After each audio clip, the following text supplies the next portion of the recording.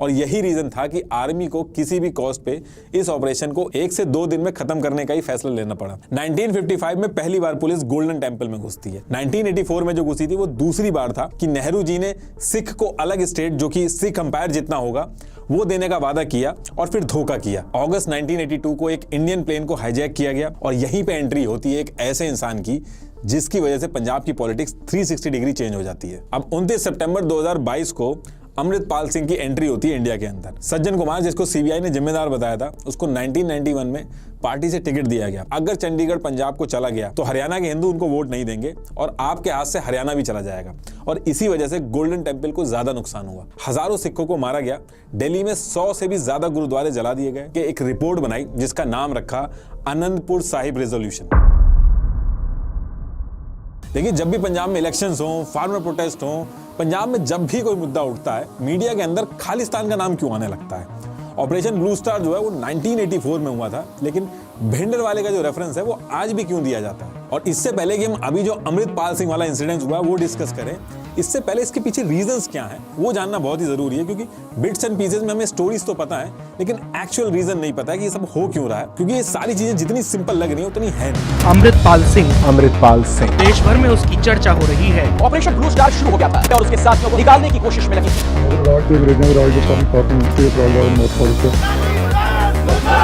पंजाब की असली स्थिति क्या है? स्थिति तो गंभीर है। इस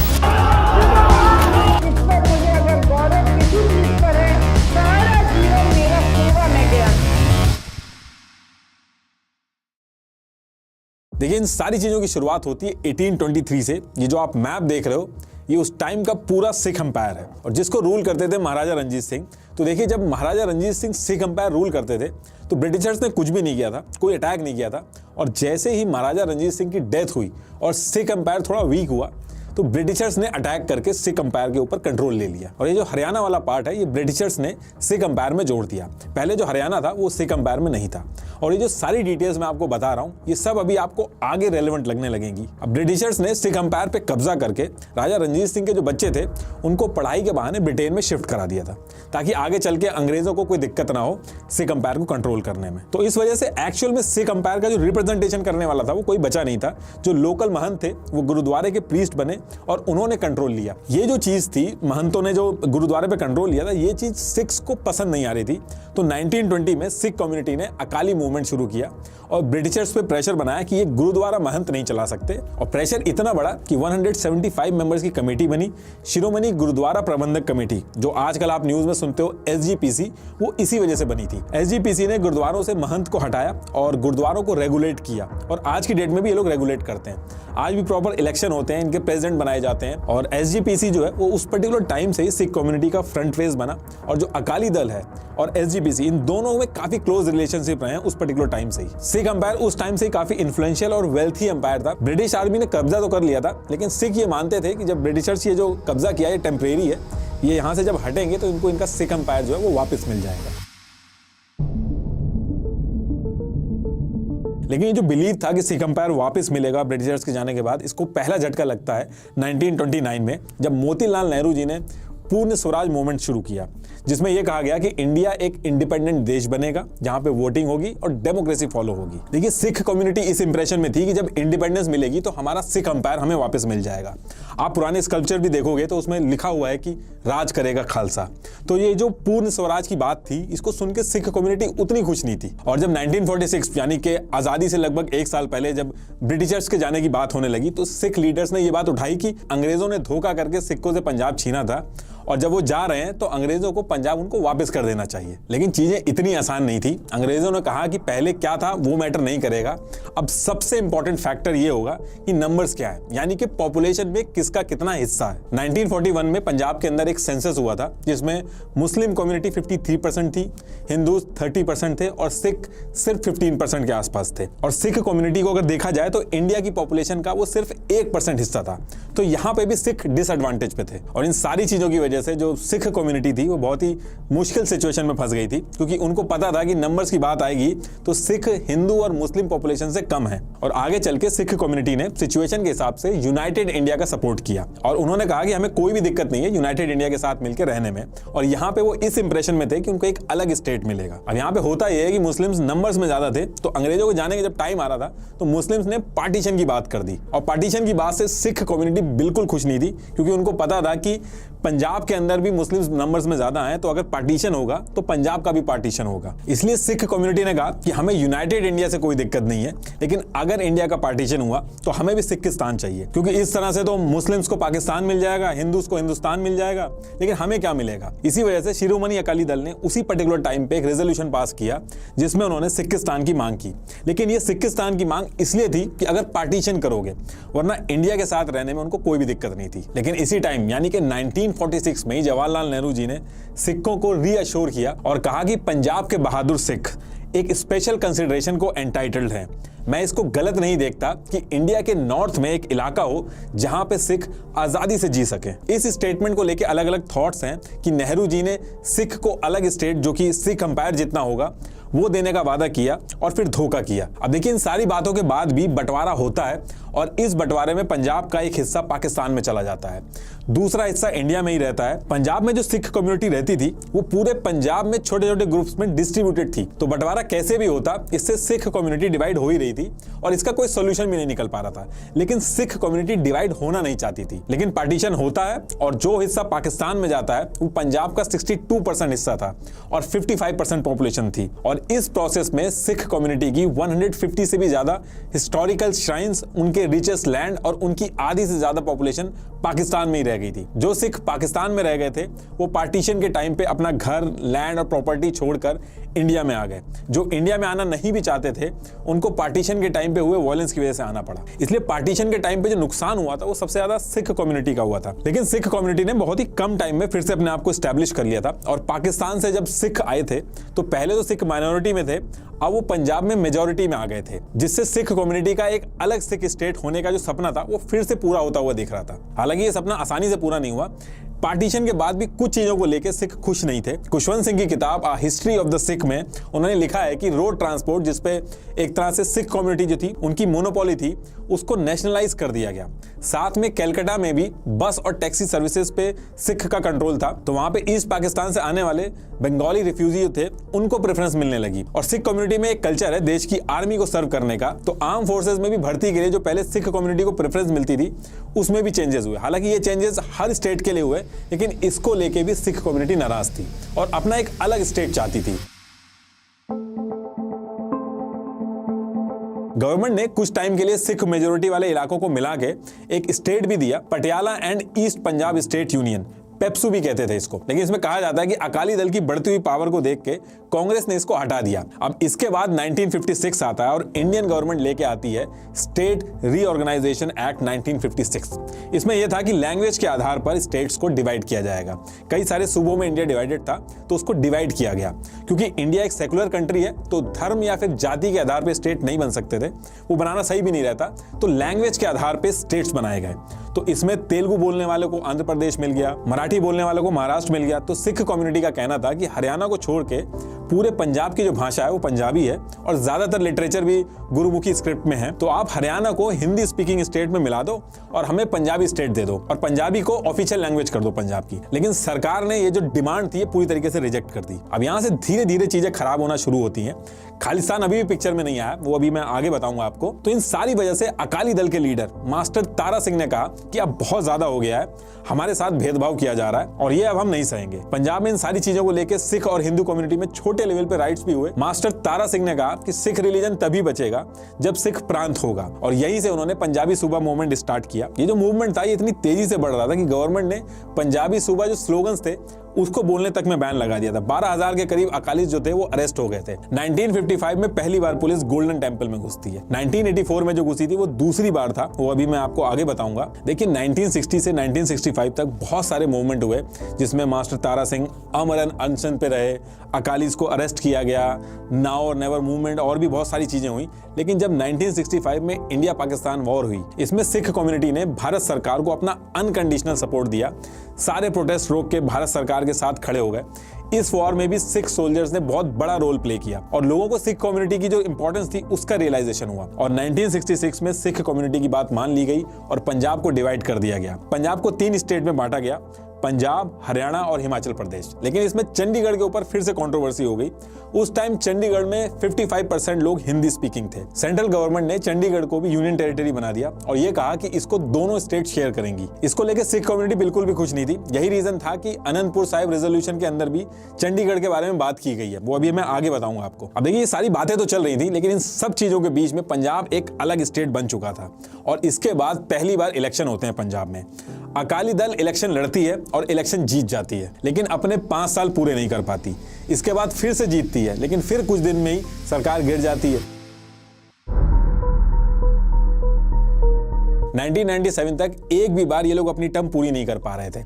पंजाब की जनता हर बार इनको जितवा रही थी, लेकिन ये अपनी टर्म पूरी नहीं कर पा रहे थे और इसका ब्लेम लगा कांग्रेस के ऊपर कि कांग्रेस या तो मिनिस्ट्री में चेंज करवा देती है या फिर मिनिस्टर्स को इन्फ्लुएंस करके सरकार गिरवा देती है, ताकि कांग्रेस का जो इन्फ्लुएंस है वो पंजाब में स्ट्रांग रहे। एक एग्जाम्पल समझाता हूं, जैसे लक्ष्मण सिंह गिल अकाली दल से जीते, इनको अकाली दल ने एजुकेशन मिनिस्टर तक बना दिया, लेकिन इन्होंने बगावत करके कांग्रेस ज्वाइन कर ली और 13 एमएलए के साथ सरकार गिरा दी। तो इन सब वजह से कांग्रेस के ऊपर ब्लेम लगते रहे। अब इसमें अकाली दल के लिए दिक्कत यह थी कि चंडीगढ़ का मुद्दा हो या फिर पंजाब की रिवर्स के पानी का बात हो, फौज में कोटे की बात हो, सारे मुद्दों पे पंजाब के लोग बहुत ही प्रेशर बना रहे थे और इधर अकाली दल को यह समझ में नहीं आ रहा था कि वो खुद की सरकार तो चला नहीं पा रहे थे, दूसरी तरफ पूरे देश में यह बोला जा रहा था कि जो अकाली दल है सरकार चलाने लायक नहीं है। ऊपर से सबसे बड़ा झटका इनको तब लगा जब ये 1972 में कांग्रेस से इलेक्शन भी हार गए और कांग्रेस की तरफ से पंजाब के सीएम ज्ञानी जैल सिंह बने और आगे चल के इंडिया के प्रेसिडेंट भी बने।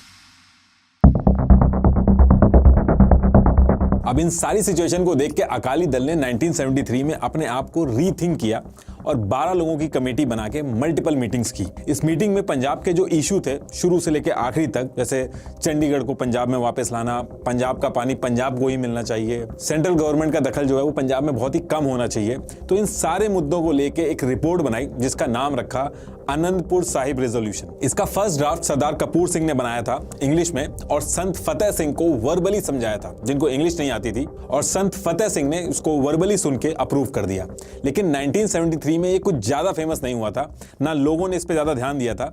लेकिन अगस्त 1977 में ज्ञानी अजमेर सिंह, जो कि सेक्रेटरी थे अकाली दल के, इन्होंने एक नया वर्जन रिलीज किया इसका। उस टाइम ही लोगों में फेमस हुआ। ये ओरिजिनल रेजोल्यूशन से थोड़ा अलग था, अपडेटेड वर्जन आप कह सकते हो इसका। और ये जो अनंतपुर साहिब का रेजोल्यूशन था, इसके वर्जन को लेके बहुत ही ज्यादा कंट्रोवर्सी हो रही थी उस टाइम पे, और आज भी इसको लेके कंट्रोवर्सी होती है। असल में अकाली दल के अंदर भी कई ग्रुप्स थे। कोई नेता अगर पीछे रह जाता था या उसको कम इंपॉर्टेंस मिलती थी तो वो एक एक्सट्रीम वर्जन बना के इस रेजोल्यूशन को प्रमोट करता था लोगों में, और कम टाइम में पॉपुलर होने का ये एक श्योर शॉट फॉर्मूला था। खालिस्तानियों ने भी ये कहा कि अनंतपुर साहिब रेजोल्यूशन में अलग देश की मांग की गई है, अलग स्टेट की नहीं। देखिए अनंतपुर साहिब रेजोल्यूशन एक वेपन की तरह बन गया था जिसको लोग अपने हिसाब से यूज कर रहे थे। जब कंट्रोवर्सी बहुत ही ज्यादा बढ़ गई तो संत हरचंद सिंह लोंगेवाल, जो अकाली दल के प्रेसिडेंट थे, उन्होंने इंडियन पार्लियामेंट के दोनों हाउसेस के मेंबर को अनंतपुर साहिब रेजोल्यूशन की कॉपी भेजी और कहा कि अनंतपुर साहिब रेजोल्यूशन का जो ऑथेंटिक वर्जन है वो ये है और कोई भी इस रेजोल्यूशन का गलत मतलब ना निकाले। उन्होंने कहा कि अनंतपुर साहिब रेजोल्यूशन में अलग देश की मांग नहीं की गई है और अगर कोई ऐसा कह रहा है तो वो गलत कह रहा है। वैसे भी अगर आप सर्च करोगे तो अकाली दल ने ऑफिशियली कभी भी नहीं कहा कि उनको अलग देश चाहिए। देखिए सिख कम्युनिटी अपने रिलीजन को लेकर काफी सेंसिटिव है। ब्रिटिशर्स के टाइम पे भी ब्रिटिशर्स सिख कम्युनिटी को नहीं रोक पाए थे टर्बन पहनने से, बाद में चल के उनको मानना पड़ा था, जबकि हिंदू और मुस्लिम्स के ऊपर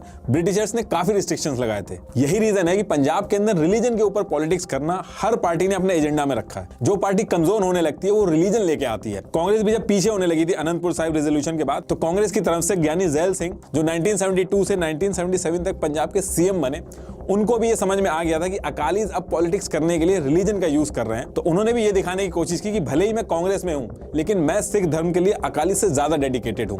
उन्होंने सिख गुरुज के जो जन्म दिवस होते थे उसको सेलिब्रेट करना शुरू किया, और इसके साथ साथ पंजाब सरकार ने महाराजा रंजीत सिंह की जो बर्थ एनिवर्सरी थी वो भी बहुत धूमधाम से मनानी शुरू करी। देखिए, अनंतपुर रेजोल्यूशन पंजाब में बहुत ही पॉपुलर होने लगा था, जिससे अकाली दल स्ट्रांग हुआ और आगे चल के अकालीज ने कांग्रेस को भी इलेक्शन में हराया। अब इससे डील करने के लिए कांग्रेस को एक ऐसा फेस चाहिए था जो अकाली से ज्यादा रिलीजियस हो, और यहीं पे एंट्री होती है एक ऐसे इंसान की जिसकी वजह से पंजाब की पॉलिटिक्स 360 डिग्री चेंज हो जाती है।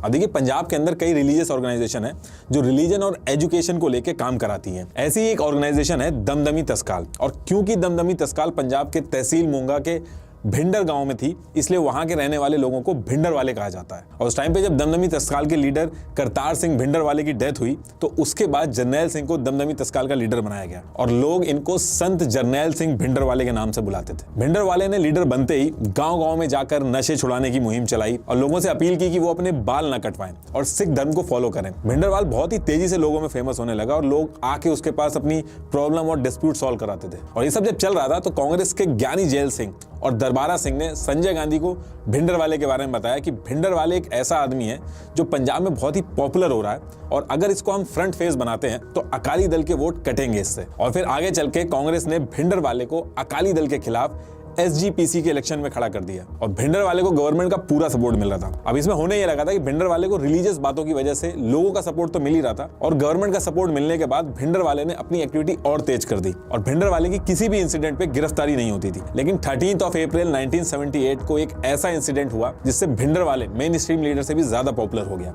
अब देखिए, जो पूरी स्टोरी मैं आपको बता रहा हूँ इसमें बहुत सारी चीजें हैं, अगर वो मैं आपको बताऊंगा तो वीडियो बहुत लंबी हो जाएगी। लेकिन अगर आपको इसके बारे में और डिटेल में जानना है तो मैं आपको कुक्कू FM की एक ऑडियो बुक रेकमेंड करना चाहूंगा जिसका नाम है ऑपरेशन ब्लू स्टार। ये वीडियो बनाने से पहले इस ऑडियो बुक को मैंने सुना था, इसमें काफी डिटेल में इसके बारे में बताया गया है। 82 मिनट्स की इस ऑडियो बुक को आप कहीं भी कुछ भी छोटा मोटा काम करते हुए या ट्रैवल करते हुए सुन सकते हैं। इसके अलावा भी कुक्कू FM पर हजारों तरह की ऑडियो बुक्स अवेलेबल है। एंटरटेनमेंट, कॉमेडी, हॉरर, बायोग्राफीज जैसी कई कैटेगरीज हैं जहां आप अपने इंटरेस्ट के अकॉर्डिंग ऑडियो बुक सुन सकते हो। कुक्कू FM इंडिया का number 1 audio book listening platform है जहां कोर्सेज, स्टोरीज और ऑडियो बुक्स अवेलेबल हैं। आप मेरा कोड NR50 यूज करके फर्स्ट मंथ के सब्सक्रिप्शन पे 50% ऑफ भी ले सकते हैं। तो डाउनलोड करिए कुक्कू FM, link is in the description. तो टॉपिक पे वापस आते हैं। देखिए, सिख और निरंकारी सिख के बीच में एक वैचारिक मतभेद है। सिखों में टोटल 10 गुरु हैं, जिसमें से सिख का कहना है कि गुरु गोविंद सिंह जी आखिरी गुरु हैं, और उसके बाद उन्होंने किसी को भी गुरु नहीं माना। और क्योंकि सारे 10 गुरु जो थे उनके उपदेश गुरु ग्रंथ साहिब में है, तो उन्हीं को सिखों ने अपना गुरु माना। वहीं निरंकारी ने दोबारा से अपने लीडर को गुरु मानना शुरू कर दिया, और इसको लेकर सिख और निरंकारी सिख में कंफ्लिक्ट हमेशा से रहा है। और 13 अप्रैल 1978 को कंफ्लिक्ट इतना बड़ा कि लोगों को अपनी जान तक गंवानी पड़ी। इस दिन निरंकारी सिख जो थे उन्होंने एक इवेंट रखा जिसमें सारे निरंकारी सिख इकट्ठा होने थे, लेकिन भिंडर वाले ने कहा कि वो ये मीटिंग नहीं होने देंगे। जिस दिन ये मीटिंग होती है उस दिन दोनों ग्रुप में लड़ाई हो जाती है और 17 लोगों को अपनी जान गंवानी पड़ती है। लेकिन इसके बाद भी भिंडर वाले की गिरफ्तारी नहीं होती है, और इस इंसिडेंट से भिंडर वाले की हिम्मत बहुत ही ज्यादा बढ़ जाती है। और ईयर 1980 में निरंकारी सिख के हेड जो थे बाबा गुरुबचन सिंह और उनके बॉडीगार्ड की दिल्ली में हत्या कर दी जाती है, और नाम भिंडर वाले के लोगों का आता है। लेकिन उसके बाद भी कोई अरेस्ट नहीं होता है। इसके एक साल बाद 1981 में पूरे देश के अंदर सेंसस स्टार्ट हो जाते हैं। अब देखिए, सेंसस में आपकी मातृभाषा पूछी जाती है, और इसमें यह होता है कि जैसे पंजाब में ज्यादा लोग अगर पंजाबी को अपनी मातृभाषा बताएंगे तो पंजाबी लैंग्वेज को इंपॉर्टेंस मिलेगी, और अगर ज्यादा लोग हिंदी बोलेंगे तो हिंदी को इंपॉर्टेंस मिलेगी। तो इस वजह से भिंडर वाले ने पंजाब के लोगों से कहा कि सब लोग अपनी मातृभाषा पंजाबी बताएंगे। इसको लेके हिंदूज डर रहे थे, लेकिन पंजाब केसरी जो न्यूज़पेपर था उसके एडिटर लाला जगत नारायण, इन्होंने ये कहा कि हिंदू लोगों को डरने की जरूरत नहीं है, आपसे जब पूछा जाए तो आप अपनी मातृभाषा हिंदी ही बताएं। और इस चीज को वो रोज आर्टिकल में पब्लिश करते थे, लेकिन इस वजह से इनको गोली मार दी जाती है। अब इस इंसिडेंट को लेकर गवर्नमेंट के ऊपर बहुत प्रेशर बनता है कि अब तो भिंडर वाले को अरेस्ट करना पड़ेगा, वरना हिंदू कम्युनिटी बुरा मान जाएगी। शुरू में तो गवर्नमेंट नहीं करती है, लेकिन जब प्रेशर ज्यादा बढ़ता है और इम्पैक्ट पंजाब के बाहर से भी पड़ने लगता है तो गवर्नमेंट को अरेस्ट करना पड़ता है। और यहां से कांग्रेस और भिंडरवाले में कन्फ्लिक्ट शुरू होता है और भिंडरवाले कांग्रेस के हाथ से बिल्कुल बाहर निकल जाता है। जैसे ही गवर्नमेंट अरेस्ट करती है, पूरे पंजाब के अंदर वायलेंस होने शुरू हो जाते हैं। 17 लोगों की जानें चली जाती हैं। ये वायलेंस इतना आउट ऑफ कंट्रोल हो रहा था पंजाब के अंदर कि भिंडरवाले को जेल से छोड़ना पड़ा शांति बनाने के लिए। लोगों का इतना सपोर्ट मिल रहा था भिंडरवाले को कि अकालीस को भी भिंडरवाले के साथ खड़ा होना पड़ा। अकालियों को लगने लगा कि सिख धर्म की बातें तो हम करते थे, लेकिन भिंडरवाले हमसे भी आगे निकल जा रहा है, इसलिए उन्होंने भिंडरवाले के साथ हाथ मिला लिया और यहां से कांग्रेस का दाव उल्टा पड़ जाता है। और 1982 में भिंडरवाले और अकाली दल ने मिलकर एक धर्म युद्ध मोर्चा शुरू किया, जिसका मेन गोल था कि आनंदपुर साहिब रेजोल्यूशन जो है इसको इंप्लीमेंट कराना है। इसके लिए इन्होंने रैलीज भी निकाली और कई बार रैलीज आउट ऑफ कंट्रोल भी हुई, तो कांग्रेस ने कई जगह पे फायरिंग भी करवाई। अब 1982 में दिल्ली में होने थे एशियन गेम, जिसकी जिम्मेदारी राजीव गांधी जी को दी गई थी। इसको लेकर सरकार चाहती थी कि इसमें कोई दिक्कत नहीं आनी चाहिए, लेकिन इधर धर्म युद्ध मोर्चा, इनको पता था कि इस पर्टिकुलर इवेंट में आनंदपुर साहिब रेजोल्यूशन की अगर हम बात करेंगे तो ग्लोबल कवरेज मिलेगी। तो धर्म युद्ध मोर्चा ने कहा कि हम इसका विरोध करेंगे। अब दिल्ली में ये गेम्स आराम से हो जाएं, इसलिए गवर्नमेंट ने हरियाणा और पंजाब के बॉर्डर पे जो भी दिल्ली की तरफ से सिख जाते थे उनकी तलाशी लेना शुरू कर दी। बसेस में रोक के स्पेशली सिख और उनकी फैमिली की चेकिंग होती थी। इनफैक्ट कई सिख आर्मी पर्सन भी थे, उनको भी डिसरिस्पेक्ट किया गया, उनकी भी चेकिंग की गई। इसको लेकर सिख कम्युनिटी में काफी गुस्सा था कि हमारे ही देश में हमारे साथ भेदभाव हो रहा है। ये जो लोगों में गुस्सा था, इस पे अकाली ने तो कुछ नहीं किया, लेकिन भिंडरवाले ने इस सिचुएशन को समझ के इसका बदला लेना स्टार्ट किया और इस टाइम पे भिंडरवाले अकाली से भी बड़ा नाम बन गया था। और इसी वजह से भिंडरवाले को अकाली के भी कुछ ग्रुप्स थे वो पसंद नहीं करते थे। अब देखिए, यहां से भिंडरवाले ने अपनी एक्टिविटी काफी तेज कर दी थी। 22 जुलाई 1982 को पंजाब के सीएम दरबारा सिंह पे जानलेवा हमला हुआ। अगस्त 1982 को एक इंडियन प्लेन को हाईजैक किया गया, जिसमें 126 पैसेंजर थे और हाईजैकर्स उस प्लेन को उड़ा के पाकिस्तान ले गए। बाद में पाकिस्तान ने प्लेन उतारने से मना कर दिया और प्लेन फिर वापस अमृतसर में लाया गया और उसके बाद फिर हाईजैकर्स ने अपने आप को पुलिस के हवाले कर दिया। इसके बाद फिर से 20 अगस्त को एक प्लेन हाईजैक किया गया और हाईजैकर्स उसको लाहौर ले गए। कहीं बैंक रॉबरीज हो रही थी, तो कहीं पे सरकार के हथियार लूटे जा रहे थे, बड़े पुलिस ऑफिसर्स को टारगेट किया जा रहा था, उनकी किलिंग भी होने लगी थी। अक्टूबर 1983 में अमृतसर से दिल्ली जा रही एक बस को हाईजैक कर लिया गया, जिसमें से हिंदू पैसेंजर्स को उतार के उनको गोली मार दी गई। अब यहां से पंजाब में सिचुएशन काफी खराब हो जाती है और पंजाब के अंदर प्रेसिडेंट रूल लगा दिया जाता है। 15 दिसंबर 1983 को भिंडरवाले ने अपने काम करने की लोकेशन को गोल्डन टेम्पल के अंदर अकाल तख्त पे शिफ्ट कर दिया, ताकि वो सेफ रहे। और भिंडरवाले को बहुत ही ज्यादा यकीन था कि किसी भी नेता की इतनी हिम्मत नहीं होगी कि गोल्डन टेम्पल में घुसे। ये यहां से एंट्रेंस होती है और ये दरबार साहिब है और यहीं पे है अकाल तख्त। इसमें ही भिंडरवाले ने बैठना शुरू किया था। भिंडरवाले ने काफी हथियार जमा कर लिए थे और उसकी प्लानिंग इसलिए भी स्ट्रांग थी क्योंकि उसके सपोर्ट में काफी स्ट्रांग एक्सपीरियंस वाले लोग भी थे, जैसे retired major general Shahbeg Singh, जिन्होंने भिंडरवाले के फाइटर्स को ट्रेन करना शुरू किया। शाहबेग सिंह 1971 वॉर के हीरो थे, जहां पे उन्होंने बांग्लादेश की मुक्ति वाहिनी को ट्रेन किया था और वो गोरिल्ला वॉरफेयर के एक्सपर्ट थे। इनफैक्ट उनको उस वॉर में कंट्रीब्यूशन के लिए परम विशिष्ट सेवा मेडल और अति विशिष्ट सेवा मेडल भी मिला था। लेकिन रिटायरमेंट से एक दिन पहले उनको करप्शन के चार्जेस लगा के सस्पेंड कर दिया गया था, जिससे उनकी पेंशन रुक गई थी। उन्होंने कहा कि उनकी कोई भी गलती नहीं है। बाद में उन्होंने इसके खिलाफ कोर्ट में भी केस किया और वो जीत भी गए, लेकिन इसकी वजह से वो कन्विंस हो गए थे कि उनके साथ रिलीजियस के आधार पर भेदभाव हुआ है। इसके अलावा एक और retired major general Jaswant Singh Bhullar थे, वो भी भिंडरवाला के जो फाइटर्स थे उनको ट्रेन कर रहे थे। अब देखिए, यहां से गवर्नमेंट और भिंडरवाले आमने सामने आ गए थे, जिसमें लड़ाई होनी तय थी और गवर्नमेंट और भिंडरवाले दोनों अपनी अपनी तैयारी में लग गए थे। अकाल तख्त के अंदर हथियार वगैरह ट्रक से आने शुरू हो गए थे। इधर इंदिरा गांधी जी ने सिचुएशन को समझ के एक और ट्राई किया, जिसमें उन्होंने नरसिम्हा राव जी से एक प्रपोजल भिजवाया कि आनंदपुर साहिब रेजोल्यूशन की हम बातें मान लेंगे, लेकिन कुछ चीजें पॉसिबल नहीं हो पाएंगी। ये जो प्रपोजल था, ये पहले अकाली दल के थ्रू भिंडरवाले के पास गया।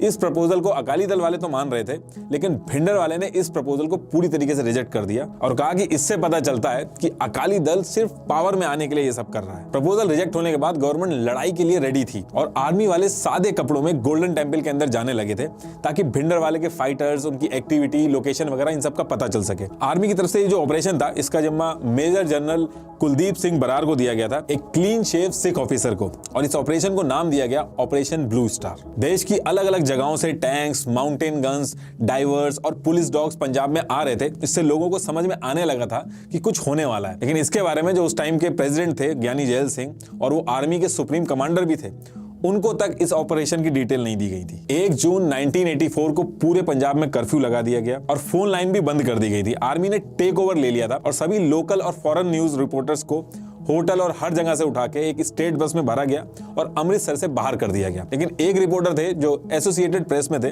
जिनका नाम था ब्रह्मा शलिनी, ये उस टाइम पे पंजाब के अंदर ही रह गए थे। तो इन्होंने उस टाइम पे रिपोर्ट किया और वो report times of London news में भी पब्लिश हुई, जिसमें इन्होंने कहा कि सिख को गोली मारी जा रही है और 1000 से भी ज्यादा सिख मिलिटेंट्स को मारा गया है, जबकि गवर्नमेंट का जो ऑफिशियल डेटा था वो 600 बोला गया था। और आगे चल के ब्रह्मा के ऊपर केस चला दिया गया मिस इन्फॉर्मेशन और रूल ब्रेक करने के लिए। जो ऑपरेशन ब्लू स्टार की एक्चुअल फाइट हुई थी वो 3 से 6 जून तक चली थी। और इसकी टाइमिंग को लेके भी बहुत सवाल उठे थे कि 3 जून जिस दिन गुरु अर्जुन देव जी का शहीदी दिवस था, उस दिन ज्यादा श्रद्धालु आते हैं गोल्डन टेम्पल में, और ये जितने भी लोग आए थे उनको अंदर जाने के बाद भिंडरवाले ने रोक लिया था ताकि आर्मी अटैक ना कर पाए। आर्मी को लग रहा था कि भिंडरवाले को आसानी से हरा देंगे, लेकिन ऐसा हुआ नहीं। जो इंटेलिजेंस थी वो काफी गलत निकली। ये लोग बहुत ही भारी प्रिपरेशन के साथ आए थे। रॉकेट लॉन्चर्स, एंटी टैंक बंदूकें, स्नाइपर, प्रॉपर एक ट्रेंड मिलिट्री की तरह वो लोग ऑपरेट कर रहे थे और इंडियन आर्मी को भारी नुकसान भी हुआ। 5 जून को गोल्डन टेम्पल के अंदर से सभी लोगों को सरेंडर करने को कहा गया। अब शुरू में तो ये प्लान था कि बाहर से कम्युनिकेशन कट कर दिया जाएगा तो ये लोग अपने आप सरेंडर कर देंगे। गोल्डन टेम्पल की बिजली काट दी गई, टेम्पल के अंदर जो टेलीफोन और ड्रिंकिंग वाटर की सप्लाई थी उसको भी काट दिया गया।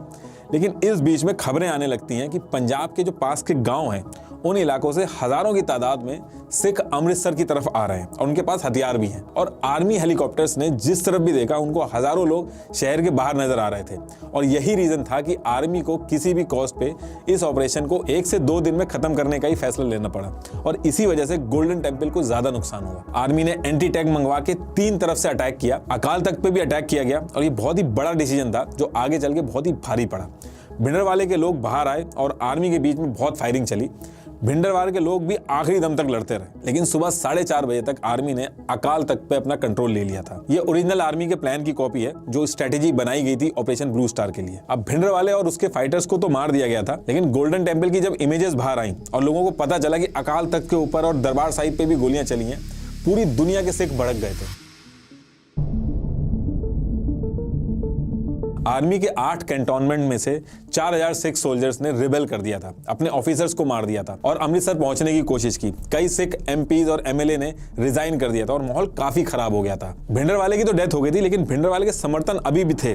इसके बाद आर्मी ने इस ऑपरेशन का सेकंड राउंड शुरू किया। आर्मी ने इस ऑपरेशन को ऑपरेशन वुड रोज नाम दिया। आर्मी ने एक के बाद एक गांव को घेरना शुरू किया और सिर्फ सिख लोगों के वेपन्स के लिए तलाशी ली गई। इस बात से भी काफी लोग नाखुश थे। इसके साथ ही सरकार ने अकाली लीडरशिप को अरेस्ट करके जेल में डाल दिया। संत लौंगेवाल से लेके प्रकाश सिंह बादल तक सारे के सारे जेल में थे। लेकिन इससे दिक्कत यह हुई कि जो लीडरशिप वैक्यूम पैदा हुआ उसको मिलिटेंट ने हथिया लिया। 1 अक्टूबर 1984 को आर्मी गोल्डन टेम्पल से विड्रॉ कर लेती है, लेकिन तब तक बहुत बड़ा डैमेज हो चुका था।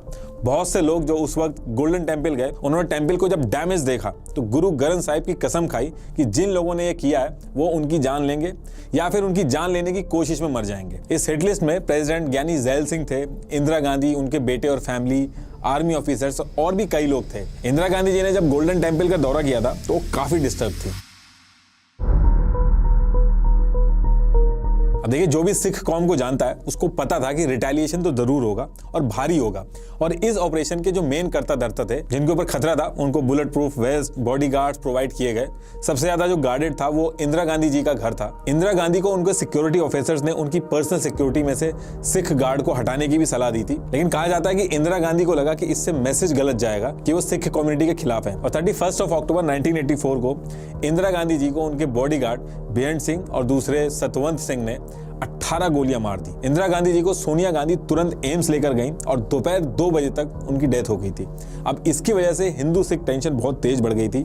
31 अक्टूबर की दोपहर तक एम्स के बाहर बहुत ज्यादा भीड़ इकट्ठी हो गई थी और वहां पे जो भी सिख दिख रहे थे उनको पीटा जा रहा था। यहां तक कि भारत के प्रेसिडेंट ज्ञानी जैल सिंह वो भी जब एम्स की तरफ पहुंचे तो उनके ऊपर भी पत्थर फेंके गए। एम्स से ये भीड़ आसपास के इलाकों में पहुंचने लगती है और पुलिस ने उनको रोकने के लिए कुछ भी नहीं किया। दिल्ली में कनॉट प्लेस में सिखों की दुकानों को लूटा जाने लगा। उसके बाद सिख के टैक्सी, ट्रक, स्कूटर और 3 व्हीलर्स ये सब जलाए जाने लगे। साथ में जो डीडी चैनल था वो लगातार विजुअल दिखा रहा था, जहां पे एक तरफ इंदिरा गांधी जी की बॉडी थी और बगल में राजीव गांधी जी थे जो दुख में बैठे थे और पीछे से नारे लग रहे थे कि खून का बदला खून। इसके बाद जैसे टाइम बढ़ा था, दिल्ली के अंदर सिख को भीड़ ने टारगेट करके मारना शुरू किया। हजारों सिखों को मारा गया। दिल्ली में 100 से भी ज्यादा गुरुद्वारे जला दिए गए औरतों के साथ क्राइम हुए, लूटपाट हुई और पुलिस की तरफ से एक्शन नहीं हो रहे थे। बाद में इन क्राइम्स के लिए अरेस्ट किए गए 1809 लोगों को सरकार ने छोड़ दिया और इनकी इंक्वायरी करने से मना कर दिया, ये आर्ग्यूमेंट देके कि ये सोल्यूशन नहीं है, इससे चीजें और खराब होंगी। Peoples Union of Civil Liberty PUCL, इन्होंने नवंबर 1984 में एक रिपोर्ट पब्लिश की जिसका नाम था हु आर द गिल्टी। इसमें इन्होंने ये बताया कि ये जो कत्लेआम हो रहा है इसमें दोषी कौन है, उनके नाम बताए। इसमें राजीव गांधी सरकार के मंत्री HKL Bhagat, 3 member of parliament Jagdish Tytler, Sajjan Kumar और धर्म कुमार शास्त्री थे। साथ में दिल्ली म्युनिसिपल कॉर्पोरेशन के अधिकारी भी थे। 13 पुलिस ऑफिसर्स और 198 पुलिसमैन भी शामिल थे। सज्जन कुमार, जिसको CBI ने जिम्मेदार बताया था, उसको 1991 में पार्टी से टिकट दिया गया और वो भारी वोट से जीता भी। ये आप एक बार पॉज करके आप पढ़ लेना, CBI और पुलिस की रिपोर्ट में जो आया था। जगदीश टाइटलर, जिसके ऊपर इल्जाम लगे थे कि उन्होंने दंगे करवाए, उसको भी टिकट दिया गया और Union Ministry of Civil Aviation का भी काम संभाला उन्होंने। लेकिन 1984 के दंगों के बाद इलेक्शन हुए और राजीव गांधी भारी वोटों से जीत के PM बने। उन्होंने PM बनते ही कहा कि पंजाब की प्रॉब्लम उनके लिए टॉप प्रायोरिटी है, तो उन्होंने पहले जितने भी अकाली लीडर जो जेल में थे उनको निकाला और अकाली लीडर्स के साथ मिलकर 24 जुलाई 1985 को राजीव लॉन्गेवाल अकॉर्ड साइन किया। इसमें एक मेन पॉइंट था कि 26 जनवरी 1986 को चंडीगढ़ पंजाब में ट्रांसफर कर दिया जाएगा।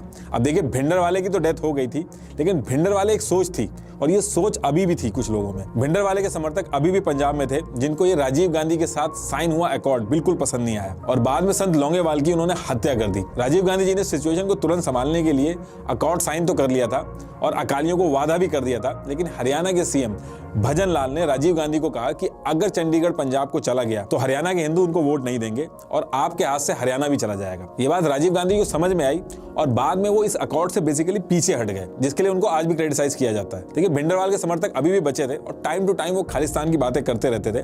सरकार उनको धीरे धीरे एलिमिनेट कर रही थी।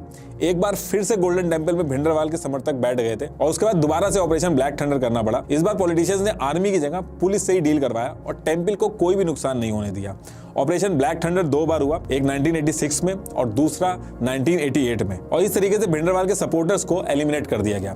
धीरे धीरे करके सिख कम्युनिटी को प्लीज किया गया। जैसे कि जब चंद्रशेखर जी PM बने थे तो वो जो भी पब्लिक मीटिंग एड्रेस करते थे उसमें वाहेगुरु जी का खालसा वाहेगुरु जी की फतेह का नारा लगा के उसके बाद मीटिंग शुरू करते थे। मनमोहन सिंह जी सिख थे, उनको PM बनाया गया। ये कहा जाता है कि इसमें भी सिख को खुश करने का एक मोटिव था। इसके बाद धीरे धीरे सिचुएशन ठीक होने लगती है। अकालीज और कांग्रेस ने मिलकर पंजाब से एक्सट्रीमिस्ट को बाहर किया, कुछ को मार दिया गया, कुछ विदेश चले गए, वहां जाके खालिस्तान की डिमांड करने लगे, लेकिन सिचुएशन कंट्रोल में आ गई थी। बीच बीच में खालिस्तान की आवाजें निकलती थी, लेकिन बहुत ही कम लोग थे और वो इतने पावरफुल भी नहीं थे। अब देखिए, चीजें 2015 तक तो नॉर्मल रही। इसके बाद एक ऐसा इंसिडेंस होता है जिसकी वजह से लोग फिर से भड़कते हैं और खालिस्तान की बातें फिर से तेजी पकड़ लेती है।